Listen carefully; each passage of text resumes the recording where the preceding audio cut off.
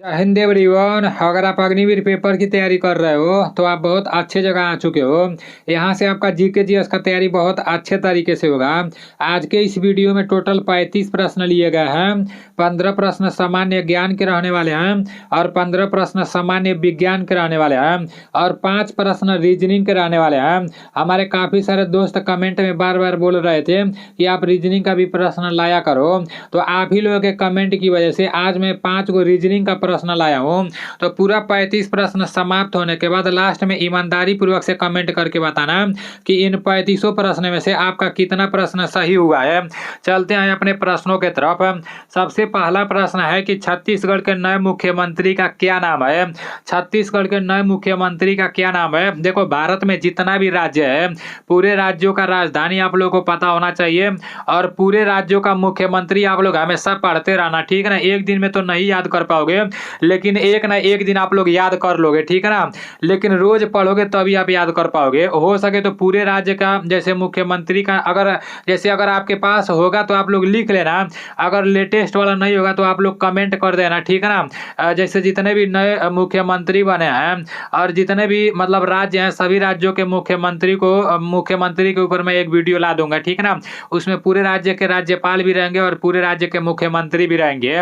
और जैसे अग्निवीर का जो पेपर होता है टीसीएस कंपनी कराती है, तो मतलब टीसीएस कंपनी का एक हैसियत रहता है। जैसे जिस तरह से वो पेपर में जैसे जो पेपर होता है ना उसमें जिस टाइप के प्रश्न बनते हैं ना, तो अगले साल भी मतलब उसी को घुमा फिरा कर थोड़ा बहुत वैसा ही प्रश्न बनाती है। तो इसलिए आप लोगों को मतलब पूरे राज्य के राज्यपाल के बारे में याद कर ही लेना है, क्योंकि अगली बार ना जैसे अग्निवीर चाहे जीडी का पेपर हो, चाहे ट्रेडमैन का पेपर हो, चाहे डब्ल्यूएमपी का पेपर हो, मतलब हर शिफ्ट में राज्यपाल के बारे में पूछा जा रहा था। जहां राज्यपाल के बारे में नहीं पूछा जा रहा था तो उस जगह मुख्यमंत्री के बारे में पूछ लिया जा रहा था। तो इसी हिसाब से आप लोगों को तैयारी करना है, ठीक है ना।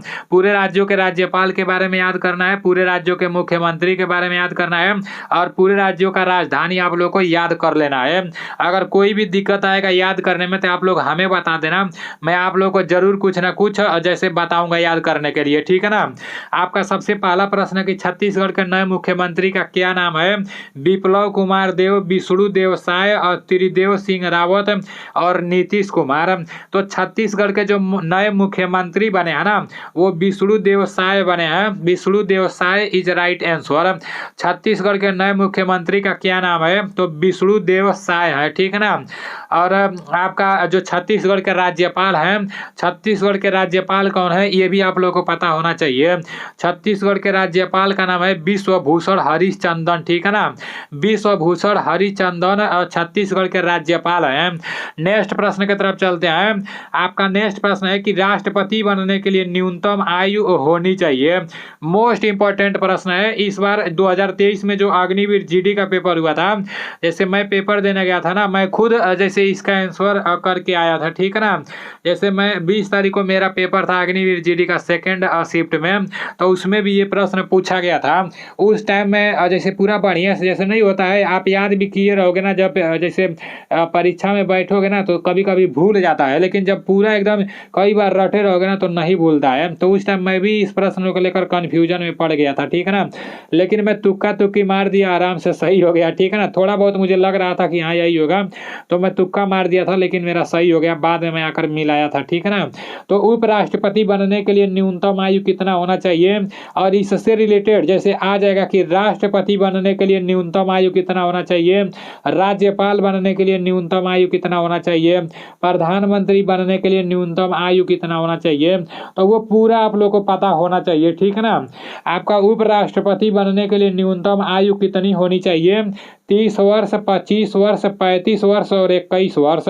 तो इसका राइट आंसर क्या हो जाएगा, इसका राइट आंसर आपका 35 वर्ष हो जाएगा, ठीक है ना। उपराष्ट्रपति बनने के लिए न्यूनतम आयु कितनी होनी चाहिए, तो उपराष्ट्रपति बनने के लिए न्यूनतम आयु 35 वर्ष होना चाहिए।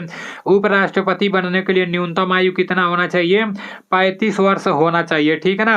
अब देखो, अब सिर्फ यहाँ पर उप हटा दोगे राष्ट्रपति हो जाएगा ना, तो राष्ट्रपति बनने के लिए भी न्यूनतम आयु 35 वर्ष होना चाहिए और उपराष्ट्रपति बनने के लिए भी न्यूनतम आयु 35 वर्ष होना चाहिए। और जैसे राष्ट्रपति और उपराष्ट्रपति को छोड़कर और अगर राज्यपाल पूछ देगा ना, तो राज्यपाल बनने के लिए भी न्यूनतम आयु 35 वर्ष ही होना चाहिए। अब आप लोगों को कमेंट में बताना है कि प्रधानमंत्री बनने के लिए न्यूनतम आयु कितना होना चाहिए, ये आप लोगों को कमेंट में बताना है, ठीक ना। मैं आप लोगों को बता दिया हूँ कि राष्ट्रपति बनने के लिए न्यूनतम आयु 35 वर्ष होना चाहिए, उपराष्ट्रपति बनने के लिए न्यूनतम आयु 35 वर्ष होना चाहिए, और राज्यपाल बनने के लिए न्यूनतम आयु 35 वर्ष होना चाहिए। अब प्रधानमंत्री बनने के लिए न्यूनतम आयु कितना होना चाहिए, ये आप लोग बताना, ठीक ना। और ये जो नीचे 21 वर्ष दिया है ना, तो जितने भी जैसे लड़के रहते हैं, लड़कों का विवाह कितने वर्ष के बाद होना चाहिए, 21 वर्ष के बाद होना चाहिए। लड़कों का विवाह करने के लिए न्यूनतम आयु कितना वर्ष होना चाहिए, 21 वर्ष होना चाहिए। लेकिन आजकल के लड़के 21 वर्ष का इंतजार नहीं कर रहे हैं। जो लोग तैयारी कर रहे हैं, मैं उन लोगों का बात नहीं कर रहा हूँ, आजकल के लड़कों लोगों का बात कर रहा हूँ। वो लोग 21 वर्ष का इंतजार नहीं कर रहे हैं। 11 साल में उन लोगों को इंस्टाग्राम पर प्यार हो जा रहा है, और 12वां साल में वो लोग कहीं ना कहीं जाके शादी विवाह कर ले रहे हैं। घर वालों को पता नहीं चल रहा है, घर वाले सीधे इन लोग के लड़के के बर्थडे में जा रहे हैं, ठीक है ना। तो आजकल का कुछ ऐसा माहौल चला गया है, तो ऐसा आप लोग को नहीं करना है, ठीक ना। आप लोग को पूरा एकदम मतलब 21 वर्ष का बाद शादी करना है, पहले नौकरी वोकरी ले लेना है उसके बाद से, ठीक है ना। आप लोग तो इंस्टाग्राम वाले नहीं हो, मुझे पता है। आपका नेक्स्ट प्रश्न है कि भारत के किस राज्य में पहली बार गैर कांग्रेसी सरकार बनी थी। मोस्ट इंपॉर्टेंट प्रश्न है, भारत के किस राज्य में पहली बार गैर कांग्रेसी सरकार बनी थी। सिक्किम, अरुणाचल प्रदेश, केरल और बिहार है। तो इसका राइट आंसर क्या हो जाएगा, भारत के किस राज्य में पहली बार गैर कांग्रेसी सरकार बनी थी। इसका राइट आंसर केरल हो जाएगा, केरल इज राइट आंसर, ठीक है ना। भारत के किस राज्य में पहली बार गैर कांग्रेसी सरकार बनी थी, तो केरल इसका राइट आंसर हो जाएगा। आपका नेक्स्ट प्रश्न है कि मुख्यमंत्री की नियुक्ति किसके द्वारा की जाती है। मोस्ट इंपॉर्टेंट प्रश्न है, मुख्यमंत्री की नियुक्ति किसके द्वारा की जाती है। राष्ट्रपति के द्वारा, राज्यपाल के द्वारा, प्रधानमंत्री के द्वारा, और नॉट इनमें से कोई नहीं। तो इसका राइट आंसर क्या हो जाएगा, मुख्यमंत्री की नियुक्ति किसके द्वारा की जाती है, तो मुख्यमंत्री की नियुक्ति राज्यपाल के द्वारा की जाती है, ठीक है ना। मुख्यमंत्री की नियुक्ति किसके द्वारा की जाती है, मुख्यमंत्री की नियुक्ति राज्यपाल के द्वारा की जाती है। आप सभी लोगों को पता होना चाहिए। अब कुछ लोग रहेंगे प्रधानमंत्री पर ट्रिक मार देंगे, तो ऐसा आप लोगों को नहीं करना है, ठीक है ना। मुख्यमंत्री की नियुक्ति राज्यपाल द्वारा की जाती है। आपका नेक्स्ट प्रश्न है कि इसरो की स्थापना कब हुआ। तो इसरो का स्थापना कब हुआ, ये आप लोगों को पता होना चाहिए। अगले साल जीडी के पेपर में ये पूछा गया था, इसरो से रिलेटेड प्रश्न पूछा गया था, ठीक है ना। इसरो का फुल फॉर्म होता है इंडियन स्पेस रिसर्च ऑर्गेनाइजेशन। अगले साल तो यही पूछा गया था कि इसरो का पूरा नाम क्या होता है, तो इसका हिंदी में भी नाम देता है और इंग्लिश में भी नाम दे देता है, ठीक है ना। तो ये आप लोगों को पता होना चाहिए। अभी इसरो का स्थापना कब हुआ था, 15 अगस्त 1969 और 1 जनवरी 1958, 1 अप्रैल 1935 और 1 जुलाई 1955 है। तो इसका राइट आंसर क्या हो जाएगा, आप सभी लोगों को पता होना चाहिए। इसका राइट आंसर 15 अगस्त 1969 हो जाएगा, ठीक है ना। इसरो का स्थापना कब हुआ था, तो इसरो का स्थापना 15 अगस्त 1969 में हुआ था। और डीआरडीओ का स्थापना कब हुआ था, तो डीआरडीओ का स्थापना 1 जनवरी 1958 को हुआ था, ठीक है ना। अब देखो, इसरो का स्थापना और डीआरडीओ का स्थापना दोनों आप लोगों को पता होना चाहिए। जो आर्मी के अंदर डीआरडीओ, जो आर्मी के अंदर मतलब गोला बारूद बनता है, जो हथियार बनता है ना, तो वो डीआरडीओ के द्वारा ही बनाया जाता है। डीआरडीओ का फुल फॉर्म होता है डिफेंस रिसर्च डेवलपमेंट ऑर्गेनाइजेशन है। तो ये भी आप लोगों को पता होना चाहिए। डीआरडीओ का स्थापना 1 जनवरी 1958 को और इसरो का स्थापना 15 अगस्त 1969 को, ठीक है ना। और आरबीआई का स्थापना ये आप लोगों को पता होना चाहिए, 1 अप्रैल 1935 को आरबीआई का स्थापना हुआ था। और एसबीआई का स्थापना 1 जुलाई 1955 को। तो चारों ऑप्शन के बारे में आप लोग को पता होना चाहिए, ठीक है ना। देखो, इसरो का स्थापना 15 अगस्त 1969 को, डीआरडीओ का स्थापना 1 जनवरी 1958 को, आरबीआई का स्थापना 1 अप्रैल 1935 को और एसबीआई का स्थापना 1 जुलाई 1955 को। नेक्स्ट प्रश्न की तरफ चलते हैं। आपका नेक्स्ट प्रश्न है कि मोहिनी अट्टम किस राज्य का शास्त्रीय और नृत्य है? मोहिनीअट्टम किस राज्य का शास्त्रीय नृत्य है? केरल, तमिलनाडु, आंध्र प्रदेश और उत्तर प्रदेश। तो इसका राइट आंसर क्या हो जाएगा? आप सभी लोगों को पता होना चाहिए। मोहिनीअट्टम किस राज्य का शास्त्रीय नृत्य है? तो ये केरल का है, ठीक है ना। Kerala is right answer. Mohiniyattam किस राज्य का शास्त्रीय नृत्य है? तो केरल का, ठीक है ना। अभी कुचिपुड़ी एक बहुत ज्यादा फेमस है, आप सभी लोगों को पता होगा। तो कुचिपुड़ी किस राज्य का लोक नृत्य है? कुचिपुड़ी आपका आंध्र प्रदेश का लोक नृत्य है, ठीक है ना। कुचिपुड़ी किस राज्य का लोक नृत्य है? तो कुचिपुड़ी आंध्र प्रदेश का लोक नृत्य है। कुचिपुड़ी आंध्र प्रदेश का लोक नृत्य है। और भरतनाट्यम किस राज्य का लोक नृत्य है? वो तमिलनाडु का है, ठीक है ना। और जो कथक होता है ना, कथक उत्तर प्रदेश का लोक नृत्य है। और कथक कली वो दूसरा हो जाएगा और कथक दूसरा हो जाएगा, ठीक है ना। नेक्स्ट प्रश्न की तरफ चलते हैं। आपका नेक्स्ट प्रश्न है कि साइमन कमीशन भारत कब आया? तो साइमन कमीशन भारत कब आया? 1942, 1932, 1930 और 1928 है। तो इसका राइट आंसर 1928 हो जाएगा। 1928 इज राइट आंसर। देखो जितने लोग भी अग्निवीर की तैयारी कर रहे हो ना, मुझे ये बात 100% पता है कि अभी आप लोगों को लग रहा होगा कि भाई मेरे से नहीं हो पाएगा, मेरा पेपर नहीं निकल पाएगा, पता नहीं मैं फौजी बन पाऊंगा कि नहीं, पता नहीं मेरा सपना पूरा होगा कि नहीं। और दूसरे को देख रहे होगे ना, जो जैसे दूसरे का तैयारी जब आप लोग देख रहे होंगे तो आपको लग रहा होगा कि हाँ वो तो हो जाएगा, उसका तो सब कुछ सही है, वो पढ़ने में भी सही है, दौड़ने में भी सही है, उसका तो आर्मी में सिलेक्शन हो जाएगा।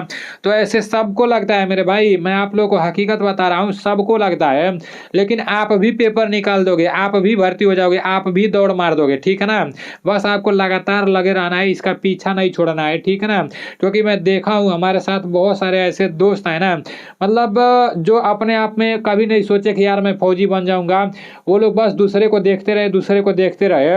और प्रेजेंट टाइम में वो लोग बॉर्डर पर खड़े हैं, ठीक है ना, प्रेजेंट टाइम में सिलेक्शन ले चुके हैं। तो ऐसा हर उस बंदे के साथ होता है जो बंदा तैयारी करता है। एक समय ऐसा आएगा, आप लोग अग्निवीर में ऑनलाइन कराओगे, आपका एडमिट कार्ड आएगा, आप पेपर देने जाओगे, जब पेपर दे दोगे तो फिर एक शॉर्ट लिस्टेड किया जाएगा, लिस्ट निकलेगा, तो उस लिस्ट में आपका भी नाम रहेगा, ठीक है ना। और जिस दिन आपका उस लिस्ट में नाम रहेगा ना, उस दिन आप क्या सोचोगे मैं वो बता नहीं सकता हूँ मेरे भाई। आप खुशी से मतलब कुछ भी कर लोगे मेरे भाई, अकेले इतना डांस करोगे ना, बहुत डांस करोगे, दरवाजा बंद करके डांस करोगे। तो उसी दिन रात के लिए आप लोगों को मेहनत करना है, ठीक है ना। आपका भी उस लिस्ट में नाम आएगा, बस मेहनत करना है, मेहनत करोगे तभी कुछ होगा, ठीक है ना। अब देखो पहले किसी को नहीं लगता है, लेकिन मेहनत करते करते सब हो जाता है। आपका नेक्स्ट प्रश्न है कि ऑपरेशन अमृत किस राज्य में शुरू किया गया है? ये करंट अफेयर्स का प्रश्न है, आप सभी लोगों को पता होना चाहिए कि ऑपरेशन अमृत किस राज्य में शुरू किया गया है। देखो करंट का प्रश्न मैं जैसे जितना भी डालता हूँ ना, तो वो अभी प्रेजेंट टाइम में 2024 से रिलेटेड जो मतलब जो अभी फिलहाल में, जैसे पुराना वाला मान लो 2023 वाला तो ज़्यादा पुराना हो गया है, तो अभी लेटेस्ट में जो जैसे करंट का प्रश्न आ रहा है ना, तो वही मैं आप लोग को आप लोग के सामने ला रहा हूँ, ठीक है ना। तो ऑपरेशन अमृत किस राज्य में शुरू किया गया है? केरल, कर्नाटक, तमिलनाडु और झारखंड है। इसका राइट आंसर क्या हो जाएगा? इसका राइट आंसर केरल हो जाएगा। ऑपरेशन अमृत किस राज्य में शुरू किया गया है? तो केरल में, ठीक है ना, Kerala is right answer. Operation Amrit किस राज्य में शुरू किया गया है? ऑपरेशन अमृत किस राज्य में शुरू किया गया है? केरल में, ठीक है ना। ऑपरेशन अमृत केरल में शुरू किया गया है। आपका नेक्स्ट प्रश्न है कि जोरावर लाइट टैंक का विकास परीक्षण किसने शुरू किया है? तो अभी मैं आप लोगों को क्या बताया हूँ, इसके ऊपर मैं आप लोगों को क्या बताया हूँ कि आर्मी में मतलब कोई भी हथियार बनाना आता है, बम गोला बारूद, तो वो कौन बनाता है? DRDO बनाता है। और प्रश्न को समझने का कोशिश करना है। प्रश्न में क्या बोला जा रहा है कि जोरावर लाइट टैंक। अब जोरावर आप लोगों को नहीं समझ आ रहा होगा, मुझे पता है, लाइट नहीं समझ आ रहा होगा, लेकिन टैंक तो आप लोगों को समझ में आ रहा है ना। टैंक से तो आप लोगों को लग रहा है ना कि हाँ भाई ये भी मतलब आर्मी के अंदर कुछ ऐसा जैसे होगा ही जो लड़ाई अप्लाई करने का योग्य होगा। तो इससे तो आप लोग को समझ में आ रहा है, तो आप लोग को थोड़ा सा आइडिया लगा लेना है कि भाई इसका राइट आंसर क्या हो सकता है। जोरावर लाइट टैंक का विकास परीक्षण किसने शुरू किया है? इसका राइट आंसर क्या हो जाएगा? इसरो, डीआरडीओ, नासा और जाक्सा। तो इसका राइट आंसर क्या हो जाएगा? अगर नहीं बताओगे तो बड़ा मार मारेंगे, ठीक है ना।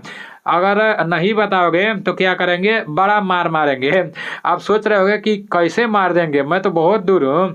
अरे बहुत दूर हूँ। जिस दिन फाइनल मेरिट लिस्ट में नाम नहीं आएगा और उस दिन हमारे पास आओगे, बोलोगे कि मैं इसी चैनल से पढ़ता था, मेरा पेपर नहीं निकला, तो उस दिन खींच के मारेंगे पट्ट से हेड शॉट, ठीक है ना। बोलेंगे याद तो किए ही नहीं थे, तो पेपर कहाँ से निकलेगा। तो भाई ये भूलना नहीं है, ठीक है ना। टैंक आ गया है तो डीआरडीओ ही इसका राइट आंसर होगा। DRDO is right answer. Bharat के स्पेस एजेंसी का क्या नाम है? भारत के स्पेस एजेंसी का नाम इसरो है। इसरो का स्थापना कब हुआ था? मैं आप लोगों को बताया हूँ ना, इसरो का स्थापना 15 अगस्त 1969 को हुआ था, ठीक है ना। इसरो का स्थापना कब हुआ था? 15 अगस्त 1969 को इसरो का स्थापना हुआ था, ठीक है ना। आप लोग अपने दिमाग में बैठा लो, 15 अगस्त 1969 को इसरो का स्थापना हुआ था। और डीआरडीओ का स्थापना कब हुआ था? तो 1 जनवरी। अभी देखो डिजिटल बोर्ड आता है तो मजा आ जाता है लिखने में ना, यहाँ पर लिखना नहीं बनता है, इधर उधर चला जाता है, लेकिन आप लोग समझ लो 1 जनवरी 1958 को आपका डीआरडीओ का स्थापना हुआ था, ठीक है ना। 1 जनवरी 1958 को डीआरडीओ का स्थापना हुआ था। आप लोग अपने कॉपी में लिख लो और अपने दिमाग में भी बैठा लो, ठीक है ना। डीआरडीओ और इसरो दोनों के बारे में अपने दिमाग में बैठा लो, नहीं तो जिस दिन पेपर देकर आओगे और बोलोगे कि नहीं मेरा तो जैसे पेपर में ये प्रश्न पूछा ही नहीं गया था, यहाँ से पूछा ही नहीं गया था, तो फिर जान जाना कनपट्टी लाल कर देंगे, ठीक है ना। आपका नेक्स्ट है कि एशिया महाद्वीप का सर्वोच्च पर्वत शिखर है। एशिया महाद्वीप का सर्वोच्च पर्वत शिखर है, तो इसका राइट आंसर क्या हो जाएगा? Mount Everest, mount Elbrus, mount Kilimanjaro और नॉट इनमें से कोई नहीं। तो इसका राइट आंसर क्या हो जाएगा? इसका राइट आंसर माउंट एवरेस्ट हो जाएगा। एशिया महाद्वीप का सर्वोच्च पर्वत शिखर है माउंट एवरेस्ट, ठीक है ना। Mount Everest is right answer. देखो भाई, चाहे आप ग्राउंड में आ जाओ, चाहे आप पढ़ाई में आ जाओ, अगर जैसे आप मुझे कुछ मानते हो तो फिर मेरे बातों को बुरा नहीं मानना, ठीक है ना। अगर आपको ऐसा लगता है कि हाँ मुझे यहाँ से कुछ सीख मिलता है, तो मैं जो भी वर्ड बोल रहा हूँ ना, इसको आप बुरा नहीं मानना। मेरा एक आदत है कि जैसे मैं ग्राउंड पर भी रहता हूँ, जो दौड़ने में मतलब थोड़ा कमजोर रहते हैं और वो हमारे साथ दौड़ना चाहते हैं, या मतलब वो बोलते हैं कि आप एक्सरसाइज के बारे में बताओ, अगर कोई भी मतलब ऐसे क्षेत्र में जैसे बोलते हैं कि हमें ये बताओ, तो मैं जब बताता हूँ ना, जब अगले बंदे को बता कर परेशान हो जाता हूँ ना, उस बंदे को नहीं पता होता तो मैं मारना शुरू करता हूँ, ठीक है ना। और जब मैं मारना शुरू करता हूँ ना, तो कहीं भी बजा देता हूँ, तो मतलब ऐसा मेरा कुछ जैसे सिस्टम है, ठीक है ना। तो इसलिए आप लोग बुरा नहीं मानना, अगर आप लोग कुछ मानते होंगे तो, ठीक है ना। मैं कुछ भी बोल सकता हूँ, कहीं भी बजा सकता हूँ। जो सिखाता हूँ ना, वो सिखाने में मुझे थोड़ा मदद मिलता है। जो ग्राउंड में जो लोग रहते हैं ना, तो वो लोग थोड़ा उल्टा सीधा करते हैं, तो मैं कहीं भी बजा देता हूँ, तो उससे वो लोग सीख जाते हैं। ऐसा बात है, ठीक है ना। और ये रियल बात है। गलती से आप लोग कभी मेरे साथ पेपर निकाल कर ग्राउंड में नहीं आ जाना, नहीं तो फिर वहाँ क्या दशा होगा वो तो रौनक को ही पता होगा, क्योंकि रौनक इस बार पेपर निकाल कर मेरे पास ही आएगा, ठीक है ना। तो रौनक को देखना मैं क्या बनाऊंगा। आपका नेक्स्ट है कि गांधी जी दक्षिण अफ्रीका कब गए?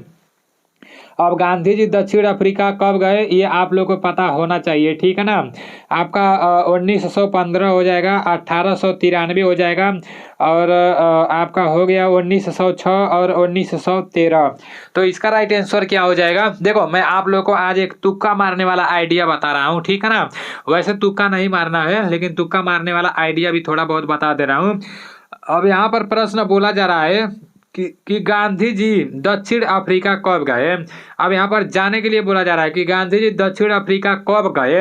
अब देखो आप लोग इसमें एक बात कॉमन देखो यहाँ आप लोग अगर ध्यान से देखोगे ना, तो साफ साफ दिखेगा कि यहाँ भी 1915 दिया है, 1906 दिया है, 1913 दिया है, और ये सबसे डिफरेंट आप लोगों को लग रहा होगा। तो इसका राइट आंसर यही होगा, ठीक है ना। गांधी जी दक्षिण अफ्रीका कब गए? तो गांधी जी दक्षिण अफ्रीका 1893 में गए, ठीक है ना। गांधी जी दक्षिण अफ्रीका कब गए? तो 1893 में गांधी जी दक्षिण अफ्रीका गए। आप सभी लोगों को पता होना चाहिए, ठीक है ना। 1893 में गांधी जी दक्षिण अफ्रीका गए, और जब 1893 में गांधी जी दक्षिण अफ्रीका चले गए तो दक्षिण अफ्रीका से गांधी जी वापस भारत कब आए, ये आप लोगों को कमेंट में बताना है, ठीक है ना। दक्षिण अफ्रीका से गांधी जी वापस भारत कब आए, आप लोगों को कमेंट में बताना है। जाने के लिए तो 1893 में चले गए गांधी जी दक्षिण अफ्रीका, लेकिन उधर से कब लौटे ये आप लोग कमेंट करके बताना, ठीक है ना। अब नेक्स्ट प्रश्न की तरफ चलते हैं। आपका नेक्स्ट प्रश्न है कि आइस हॉकी में प्रत्येक पक्ष में कितने खिलाड़ी होते हैं? आइस हॉकी में प्रत्येक पक्ष में कितने खिलाड़ी होते हैं? 4, 7, 6 और 9। तो इसका राइट आंसर क्या हो जाएगा? आप सभी लोगों को पता होना चाहिए। इसका राइट आंसर आपका 6 हो जाएगा। आइस हॉकी में प्रत्येक पक्ष में कितने खिलाड़ी होते हैं? तो 6 खिलाड़ी होते हैं। आइस हॉकी में प्रत्येक पक्ष में कितने खिलाड़ी होते हैं? तो 6 खिलाड़ी होते हैं, ठीक है ना। दिमाग में बैठा लो कि आइस हॉकी में प्रत्येक पक्ष में कितने खिलाड़ी होते हैं? 6 खिलाड़ी होते हैं। अगर पूछेगा कि पोलो में कितने खिलाड़ी होते हैं, तो पोलो में आपके 4 खिलाड़ी होते हैं, ठीक है ना। पोलो में कितने खिलाड़ी होते हैं? तो पोलो में 4 खिलाड़ी होते हैं। दिमाग में बैठा लो, पोलो में आपके 4 खिलाड़ी होते हैं। अगर पूछेगा कबड्डी में कितने खिलाड़ी होते हैं, तो कबड्डी में आपके 7 खिलाड़ी होते हैं, ठीक है ना। अगर पूछेगा कि खो खो में या बेसबॉल में कितने खिलाड़ी होते हैं, तो खो खो या बेसबॉल में 9 खिलाड़ी होते हैं। आप लोग दिमाग में बैठा लो कि आइस हॉकी में प्रत्येक पक्ष में आपके 6 खिलाड़ी होते हैं, और पोलो में 4 खिलाड़ी होते हैं, और आपके कबड्डी में 7 खिलाड़ी होते हैं, और खो खो और बेसबॉल में 9 खिलाड़ी होते हैं, ठीक है ना। ये आप लोग अपने दिमाग में बैठा लो। आपका नेक्स्ट प्रश्न है कि सार्क की स्थापना कहाँ हुई थी? काठमांडू, ढाका, काबुल और चीन है। तो इसका राइट आंसर आपका ढाका हो जाएगा, ठीक है ना। Dhaka is right answer. SAARC की स्थापना कहाँ हुई थी? तो ढाका इसका राइट आंसर हो जाएगा, ठीक है ना। बांग्लादेश की राजधानी कहाँ पर है? बांग्लादेश की राजधानी ढाका है, और बांग्लादेश का मुद्रा टका है, ठीक है ना। और नेपाल का राजधानी कहाँ पर है? काठमांडू है नेपाल का राजधानी। ये भी आप लोग को पता होना चाहिए। आपका नेक्स्ट प्रश्न है कि वायुसेना दिवस कब मनाया जाता है? थल सेना दिवस अभी आप लोग 15 जनवरी को मनाए हो ना, तो वायुसेना दिवस कब मनाया जाता है? 5 अक्टूबर, 8 अक्टूबर, 7 अक्टूबर और 9 अक्टूबर। तो इसका राइट आंसर 8 अक्टूबर हो जाएगा। वायुसेना दिवस कब मनाया जाता है? वायुसेना दिवस 8 अक्टूबर को मनाया जाता है, ठीक है ना। वायुसेना दिवस 8 अक्टूबर को मनाया जाता है। वायुसेना दिवस 8 अक्टूबर को मनाया जाता है, ठीक है ना। नेक्स्ट प्रश्न की तरफ चलते हैं। आपका नेक्स्ट प्रश्न है और सामान्य ज्ञान का लास्ट प्रश्न है कि रबर्स कप का संबंध किस खेल से है? फुटबॉल, बैडमिंटन, टेबल टेनिस और हॉकी। तो रबर्स कप का संबंध किस खेल से है? आप सभी लोगों को पता होना ही चाहिए, क्योंकि ऐसा प्रश्न पूछा जाता है, ठीक है ना। इसका राइट आंसर आपका फुटबॉल हो जाएगा। Football is right answer. अभी आप लोगों के सामान्य ज्ञान के 15 प्रश्न समाप्त हो चुके हैं। अब सामान्य विज्ञान की तरफ चलते हैं। आपका सामान्य विज्ञान का पहला प्रश्न है कि कौन सी ग्रंथि कैल्शियम और फास्फोरस की मात्रा नियंत्रित करती है? तो कौन सी ग्रंथि कैल्शियम और फास्फोरस की मात्रा नियंत्रित करती है? ये आप सभी लोगों को पता होना चाहिए, ठीक है ना। एड्रिनल, थाइमस, अवटू और परा अवटू। तो इसका राइट आंसर क्या हो जाएगा? इसका राइट आंसर परा अवटू हो जाएगा, ठीक है ना। परा अवटू इज राइट आंसर। नेक्स्ट प्रश्न की तरफ चलते हैं। आपका नेक्स्ट प्रश्न है कि त्वचा का रंग किससे बना होता है? पता नहीं कितना बार बता चुका हूँ। अगर गलती होगा ना तो पट से हेडशॉट मारेंगे, ठीक है ना। गलती होना नहीं चाहिए। त्वचा का, अब कुछ लोग सोच रहे होंगे कि कैसे मार देंगे पट से हेडशॉट। मैं तो सामने हूँ भी नहीं, मैं तो डिजिटल बोर्ड पर भी नहीं हूँ, मैं तो पता नहीं मैं कहाँ पर हूँ, आप लोगों को पढ़ा रहा हूँ। तो मेरे भाई चाहे मैं मारूँ चाहे नहीं मारूँ, लेकिन वो जो पट से हेडशॉट बोल रहा हूँ ना, वो दिल में लगेगा, ठीक है ना। त्वचा का रंग किससे बना होता है? गलती नहीं होना चाहिए। हीमोग्लोबिन, मायोग्लोबिन, मेलानिन और कार्टिसाल। तो इसका राइट आंसर क्या हो जाएगा? त्वचा का रंग किससे बना होता है? इसका राइट आंसर मेलानिन हो जाएगा, ठीक है ना। Melanin is right answer. Melanin इसका राइट आंसर हो जाएगा। आपका नेक्स्ट प्रश्न है कि मेढक में गुणसूत्र की संख्या होती है।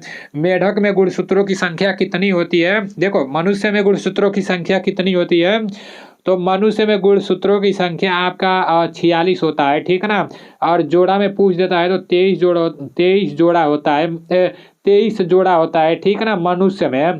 लेकिन यहाँ पर तो मेढक का पूछा जा रहा है, तो मेढक में गुणसूत्रों की संख्या कितनी होती है? आप सभी लोगों को पता होना चाहिए, 26, ठीक है ना। 26 इज राइट आंसर। और डाउन सिंड्रोम से पीड़ित व्यक्ति के अंदर गुणसूत्रों की संख्या कितनी होती है? तो 47 होती है, ठीक है ना। नेक्स्ट प्रश्न की तरफ चलते हैं। आपका नेक्स्ट प्रश्न है कि खसरे के टीका का आविष्कारक है। खसरे के टीका का आविष्कारक कौन है?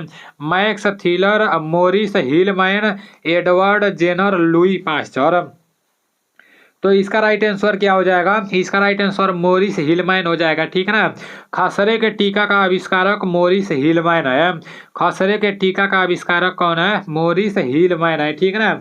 हमारे कुछ दोस्त लोग कमेंट करके बोल रहे थे आप डिजिटल बोर्ड पर पढ़ाइए, बहुत बढ़िया रहेगा, बेस्ट रहेगा। तो मेरे भाई मेरा भी मन है डिजिटल बोर्ड पर पढ़ाने का, सामने से अगर आप लोगों को बताने का, लेकिन डिजिटल बोर्ड इतना महंगा है ना कि इतना आसानी से मैं ले नहीं पाऊंगा। उसके लिए बहुत ज़्यादा संघर्ष करना पड़ेगा, बहुत ज़्यादा मेहनत करना पड़ेगा, लेकिन मैं कोशिश करूंगा, मतलब जैसे उसको लेने के लिए, ठीक है ना। क्योंकि वो आ जाएगा तो मैं जैसे आप लोगों के लिए जैसे जो आपका रीजनिंग का जो प्रश्न रहेगा ना, वो बहुत आसानी से समझा दूंगा और बहुत पूरा मज़े से समझा दूंगा, बढ़िया से समझा दूंगा। और आपका जो जीके जीएस का क्लास रहेगा ना, वो भी जब ऐसे सामने आकर बताऊंगा ना, तो वो तरीका अपना कुछ अलग रहेगा, पूरा बेस्ट तरीके से बताऊंगा, ठीक है ना। तो मैं भी कोशिश कर रहा हूँ, जैसे आ जाएगा तो फिर मैं उस पर पढ़ाने लगूंगा, ठीक है ना। अभी तो नहीं आ पाएगा लेकिन आएगा जरूर, ठीक है ना। आपका नेक्स्ट है कि नाड़ीदर का पत्ता किस धमनी से चलता है? देखो बस आप लोग का सपोर्ट चाहिए, आप लोग सपोर्ट करोगे तो सब कुछ होगा, नहीं सपोर्ट करोगे तो कुछ नहीं होगा, बस ये सीधा सीधा बात है। नाड़ीदार का पता किस धमनी से चलता है? कोरोनरी, रेडियल, पल्मोनरी और ब्रेकिनियल है। तो इसका राइट आंसर क्या हो जाएगा? ब्रेकिनियल। इसका राइट आंसर क्या हो जाएगा? इसका राइट आंसर आपका हो जाएगा रेडियल, ठीक है ना। नाड़ीदर का पत्ता किस धमनी से चलता है? नाड़ीदर का पत्ता किस धमनी से चलता है? तो रेडियल इसका राइट आंसर हो जाएगा, ठीक है ना। नेक्स्ट प्रश्न की तरफ चलते हैं। आपका नेक्स्ट प्रश्न है कि हाइड्रा में जनन की कौन सी विधि है? तो हाइड्रा में जनन की कौन सी विधि है? पता नहीं कितना बार मैं आप लोगों को बता चुका हूँ। द्विखंडन विधि, और नीचे आपका बहुखंडन, मुकुलन और संयुगन दिया है। तो इसका राइट आंसर मुकुलन हो जाएगा, मुकुलन इज राइट आंसर, ठीक है ना। आपका नेक्स्ट प्रश्न है कि कोशिका का ट्रैफिक पुलिस किसे कहा जाता है? कोशिका का ट्रैफिक पुलिस किसे कहा जाता है? गॉल्जी का, लाइसोसोम, राइबोसोम और नॉट इनमें से कोई नहीं। तो इसका राइट आंसर गॉल्जी का हो जाएगा, ठीक है ना। कोशिका का ट्रैफिक पुलिस किसे कहा जाता है? तो गॉल्जी काय को कोशिका का ट्रैफिक पुलिस कहा जाता है। नेक्स्ट प्रश्न की तरफ चलते हैं। आपका नेक्स्ट प्रश्न है कि पादपों में सबसे बड़ा कोशिकांग है। पादपों में सबसे बड़ा कोशिकांग कौन सा है? राइबोसोम, हरित लवक, कोशिका भित्ति और नॉट इनमें से कोई नहीं। इसका राइट आंसर क्या हो जाएगा? इसका राइट आंसर हरित लवक हो जाएगा, हरित लवक इज राइट आंसर। देखो हमारे कुछ साथी लोगों का अग्निवीर का पेपर निकला हुआ है, दौड़ भी वो लोग एक्सीलेंट मार दिए हैं, और उन लोग के पास एनसीसी का भी सर्टिफिकेट है। मतलब काफ़ी सारे ऐसे दोस्त हैं फाइनल मेरिट लिस्ट का इंतजार कर रहे हैं। तो मेरे भाई मतलब वो लोग इस चैनल से पढ़े हुए हैं, वो लोग जब फ़ोन करते हैं ना तो दिल को बड़ा सुकून मिलता है। वो लोग बोलते हैं मैं आपसे बहुत कुछ सीखा हूँ, जब मुझे ग्राउंड में जाने का मन नहीं करता था तो मैं आपका वीडियो देख लेता था। मैं सोचता था यार मुझे भी ग्राउंड में जाना चाहिए जब मैं आपका वीडियो देखता था। तो ये सारी चीज़ें वो लोग बोलते हैं, मुझे बहुत अच्छा लगता है मेरे भाई। और देखना काफ़ी सारे लोग मुझसे मिलने भी आएंगे जब फाइनल इंडियन आर्मी में सिलेक्शन हो जाएगा। तो इसी दिन रात के लिए मैं मरता हूँ, बस यही तो चाहिए कि आप लोग सिलेक्शन लेकर और एक बार हमसे भी मिलने आओ, हमसे भी गले मिलो, ठीक है ना, ताकि मैं भी अपने अपने आप पर गर्व करूं। चलो मतलब कुछ तो भाई हैं जो मतलब कुछ तो उन लोगों को हौसला मिला है। जैसे फौजी बने हैं, चाहे मैं फौजी बनूं या ना बनूं, लेकिन मैं फौजी बनाऊंगा इतना मुझे पता है, ठीक है ना। लेकिन फौज को मैं छोड़ने वाला नहीं हूँ, क्योंकि भाई फौज का बात ही अलग होता है। आप दूसरे में भर्ती होगे ना, अगर पुलिस में भर्ती होगे, मतलब मैं ये नहीं बोल रहा हूँ कि कोई जैसे भर्ती खराब है, कोई नौकरी खराब है, कोई वर्दी खराब है, लेकिन फौज का बात ही अलग होता है मेरे भाई। फौज तो फौज ही होता है। अभी उसका सिस्टम थोड़ा सा मतलब बदल दिए हैं सब, लेकिन तभी भी फौज में भी आप लोग को आयरा गैरा नहीं, सीधे पैरा बनना है, ठीक है ना। पैरा कमांडो बनना है, और पैरा कमांडो बनना सबके बस का बात नहीं है। एक्सीलेंट दौड़ मारना है, फिर पैरा कमांडो का फार्म भरना है, पैरा कमांडो बनना है, ठीक है ना। और जिस दिन वो पैरा कमांडो का कैप पहनकर अपने गाँव में आ जाओगे ना, उस दिन आपका वैल्यू क्या रहेगा वो आपको खुद नहीं पता है मेरे भाई। उस दिन से मतलब आपका सब कुछ चेंज हो जाएगा, ठीक है ना। तो उसी दिन रात के लिए आप लोग को मरना है। एड्स किसके द्वारा नहीं होता है? संक्रमित रक्त से, यौन संबंध से, हाथ मिलाने से, और माँ से बच्चों में। तो इसका राइट आंसर क्या हो जाएगा? इसका राइट आंसर हाथ मिलाने से हो जाएगा, ठीक है ना। एड्स किसके द्वारा नहीं होता है? तो हाथ मिलाने से एड्स नहीं होता है, ठीक है ना। नेक्स्ट प्रश्न की तरफ चलते हैं। आपका नेक्स्ट प्रश्न है H5N1 किस रोग का वायरस है? स्वाइन फ्लू, चेचक, पोलियो और बर्ड फ्लू। तो इसका राइट आंसर क्या हो जाएगा? आप सभी लोगों को पता होना चाहिए। H5N1 किस रोग का वायरस है? तो बर्ड फ्लू इसका राइट आंसर हो जाएगा, ठीक है ना। Bird flu is right answer. Next प्रश्न की तरफ चलते हैं। आपका नेक्स्ट प्रश्न है कि जीवाणु जनित रोग है। जीवाणु जनित रोग कौन सा है? तपेदिक, एड्स और खसरा। तो जीवाणु जनित रोग कौन सा है? इसका राइट आंसर तपेदिक हो जाएगा, ठीक है ना। जीवाणु जनित रोग और तपेदिक है, ठीक है ना। अब नेक्स्ट प्रश्न है कि प्रोटोजोआ के कारण होने वाली बीमारी है। प्रोटोजोआ के कारण होने वाली बीमारी कौन सी है? टाइफाइड, हैजा, मलेरिया और जुखाम है। तो इसका राइट आंसर क्या हो जाएगा? इसका राइट आंसर मलेरिया हो जाएगा, ठीक है ना। प्रोटोजोआ के कारण होने वाली रोग मलेरिया है, ठीक है ना। प्रोटोजोआ के कारण होने वाली रोग कौन सी है? तो मलेरिया है। Malaria is right answer. Next प्रश्न की तरफ चलते हैं। आपका नेक्स्ट प्रश्न है कि पादप उत्तक कितने प्रकार के होते हैं? 2, 3, 4 और 5 है। तो इसका राइट आंसर क्या हो जाएगा? इसका राइट आंसर आपका 2 हो जाएगा, ठीक है ना। 2 इज राइट आंसर। नेक्स्ट प्रश्न की तरफ चलते हैं। आपका नेक्स्ट प्रश्न है कि हिस्टोलॉजी शब्द का प्रयोग सबसे पहले किसने किया?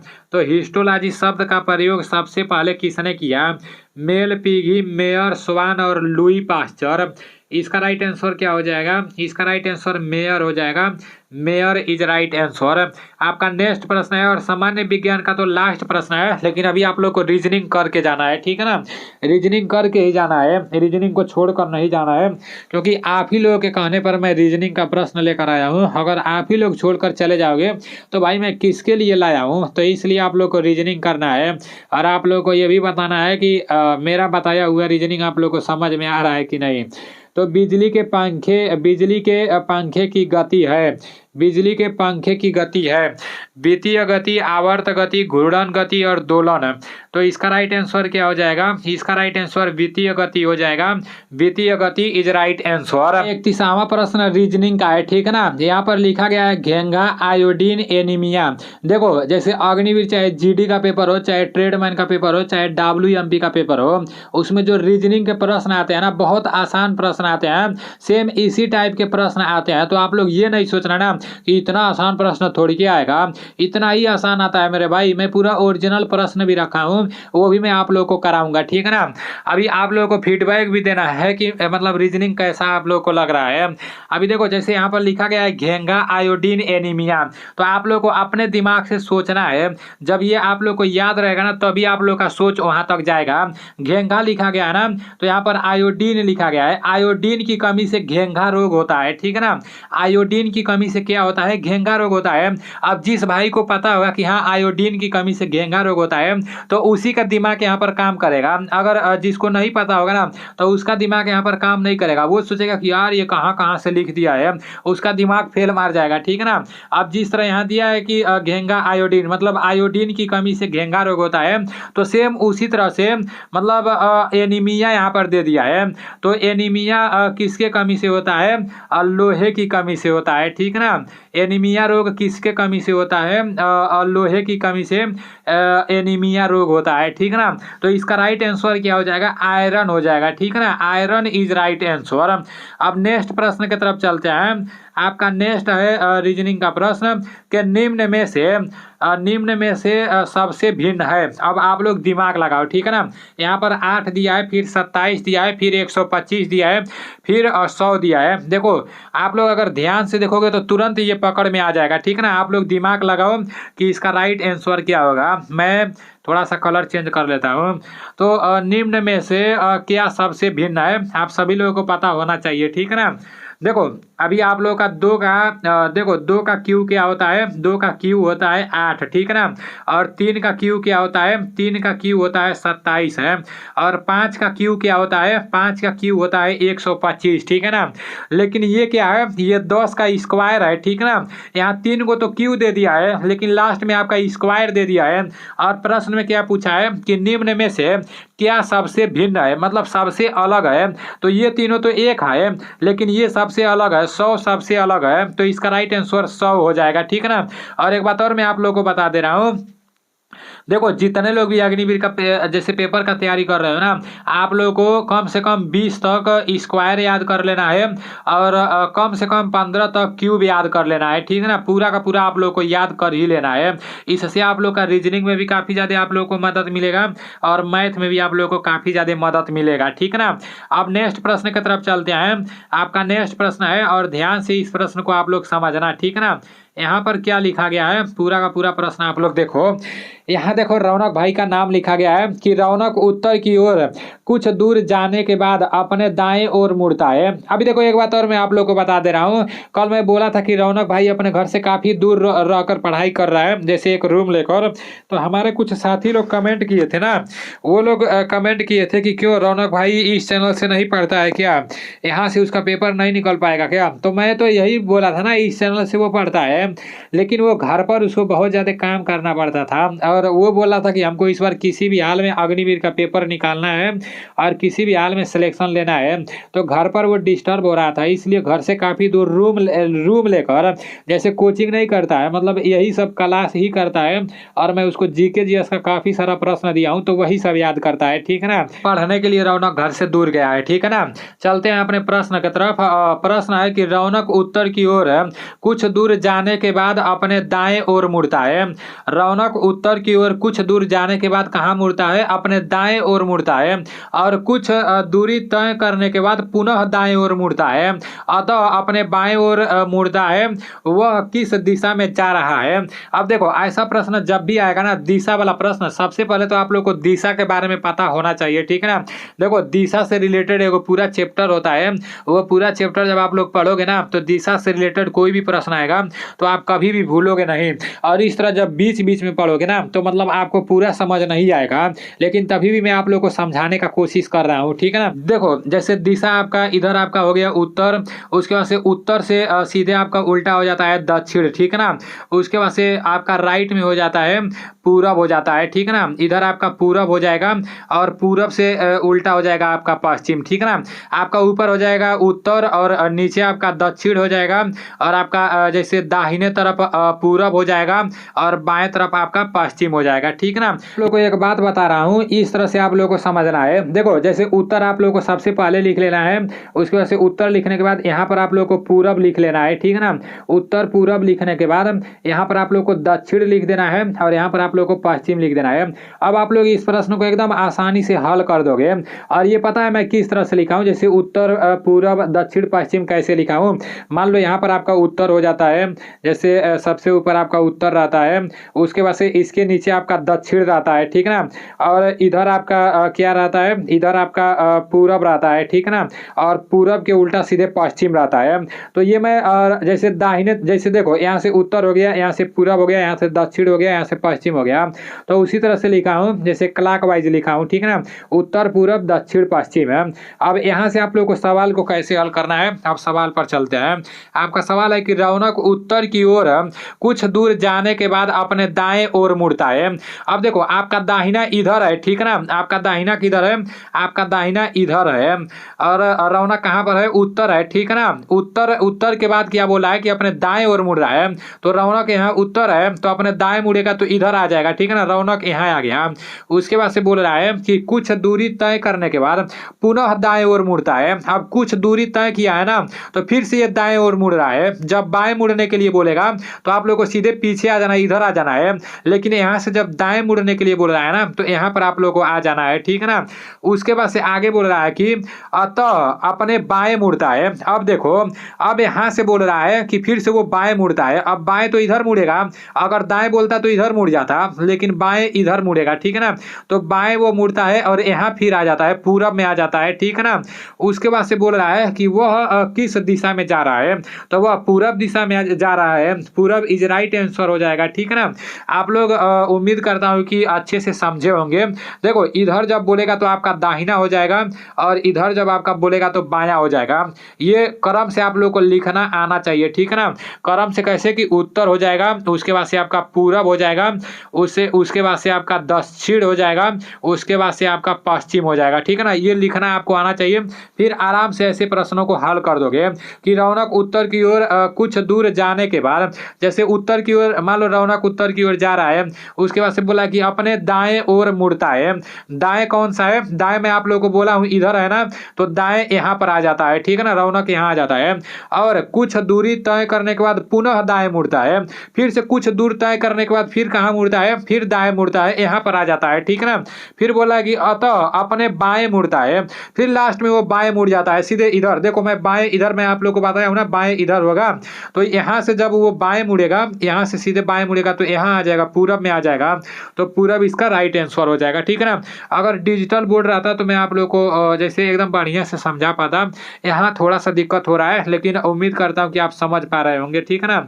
तो नेक्स्ट प्रश्न है आपका 34वां प्रश्न है सी, उसके बाद से 24 लिखा है, RAW 39 लिखा है, तो PIG का मतलब क्या होगा।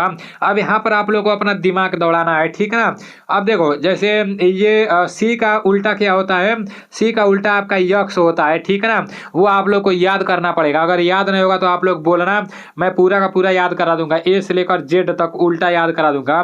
जैसे ए का उल्टा जेड होता है, और बी का उल्टा वाई होता है, उसी तरह सी के उल्टा यक्ष होता है, ठीक है ना। और डी के उल्टा जैसे डब्ल्यू होता है। तो ऐसे आप लोगों को पूरा का पूरा पता होना चाहिए। तो ए 1 नंबर पर आता है, आप सभी लोगों को पता होगा, और ये बी 2 नंबर पर आता है, और ये सी 3 नंबर पर आता है, ठीक है ना। लेकिन सी का उल्टा तो यक्ष होता है। अब यक्ष कितना नंबर पर आता है, यक्ष आपका 24 नंबर पर आता है, ये आप लोग को याद करना पड़ेगा। यक्ष कितना नंबर पर आता है, 24 नंबर पर आता है। तो यहाँ पर सी का उल्टा दे दिया है, ठीक है ना। उसके बाद से यहाँ RAW लिखा है, यहाँ पर सी के उल्टा यक्ष होता है, और यक्ष जितना नंबर पर आता है वो संख्या यहाँ पर लिख दिया है। तो सेम उसी तरह से यहाँ पर भी देखते हैं हुआ है कि नहीं।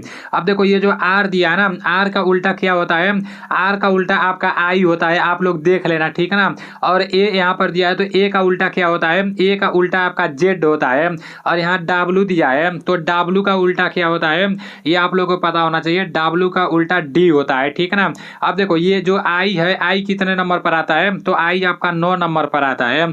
और ये Z कितना नंबर पर आता है, Z आपका 26 नंबर पर आता आता है और डी कितना नंबर पर आता है, तो डी आपका 4 नंबर पर आता है। अब ये पूरा का पूरा जोड़ लेते हैं, देखते हैं जोड़ने पर ये आ जा रहा है कि नहीं। ये आप लोगों को दिमाग लगाना है, आइडिया लगाना है, ठीक है ना। तो देखो 26 और 4 कितना हो जाएगा, 30 हो जाएगा, और 30 और 9 कितना हो जाएगा, 39 हो जाएगा, ठीक है ना। और यहाँ पर क्या दिया है, यहाँ पर 39 दिया है। तो ये आप लोगों को पता चल गया कि इसका भी उल्टा करके यहाँ पर वो संख्या लिख दिया है और इसका भी उल्टा करके उसको जोड़ के यहाँ पर संख्या लिख दिया है। तो सेम उसी तरह से यहाँ पर भी कर लेते हैं। अब p के उल्टा क्या होता है ये आप लोगों को पता होना चाहिए, ठीक है ना।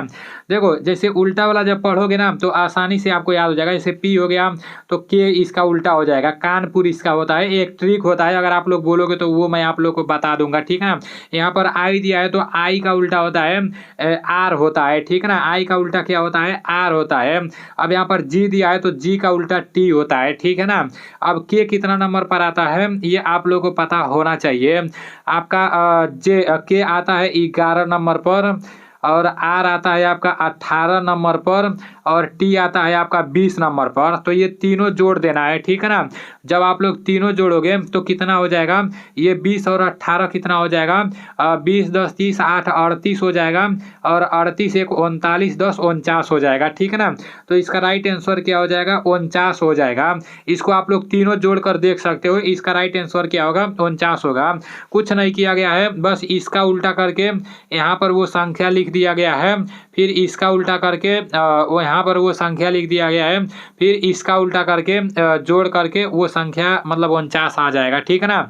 अब नेक्स्ट प्रश्न की तरफ चलते हैं, और आज का ये लास्ट प्रश्न है आपका। लास्ट है कि प्रश्नवाचक के स्थान पर कौन सी संख्या आएगी। थोड़ा सा आप लोग दिमाग लगा लो, सोच लो, ठीक है ना, कि यहाँ पर क्या हो सकता है।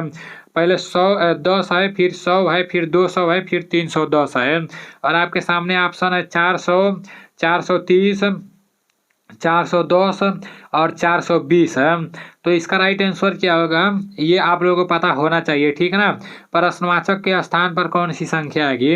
अब देखो ध्यान से आप लोग देखना, ये 10 दिया है, ये 100 दिया है, तो इसके बीच का अंतर आप लोगों को देखना है। इसके बीच का अंतर आपका 90 आ जाएगा, ठीक है ना।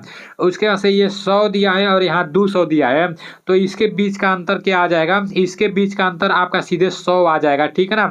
जब 100 में आप 100 और जोड़ दोगे तो 200 आ जाएगा।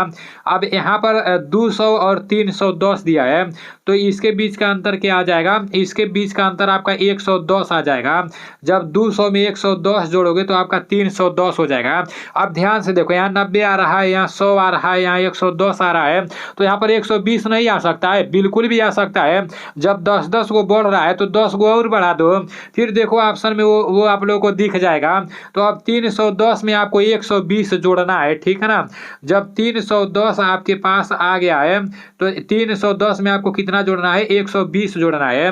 तो 0 यहाँ पर हो जाएगा, 2 1 3 हो जाएगा, 3 1 4 हो जाएगा। तो क्या इसका राइट आंसर हो जाएगा, 430 हो जाएगा, ठीक है ना। 430 इज राइट आंसर। अभी आप लोग के 35 प्रश्न समाप्त हो चुके हैं, और आज का क्लास आप लोगों को कैसा लगा है कमेंट में जरूर बताना। अभी जैसे यहाँ पर मैं ये जो लिख रहा हूँ ना, इस तरह से लिखने में थोड़ा बहुत दिक्कत हो रहा है, और मैं सोचता हूँ कि जो आप लोगों को समझाऊँ एकदम अच्छे से समझ में आए। अगर आप लोगों को रीजनिंग समझ में आया होगा तो आप लोग कमेंट करके बताना, हमेशा रीजनिंग का प्रश्न लाया करूँगा। अगर नहीं समझ में आया होगा तो वो भी आप लोग कमेंट करके बताना, ठीक है ना। आप लोग अपना फीडबैक जरूर देना, ठीक है ना। अभी तो पहला दिन था रीजनिंग का, धीरे धीरे बेहतरीन तरीके से समझाने लगूंगा अगर आप लोग बोलोगे तो, ठीक है ना। तो चलो ठीक है, मिलते हैं अगले वीडियो में। जय हिंद, वंदे मातरम, इंकलाब जिंदाबाद।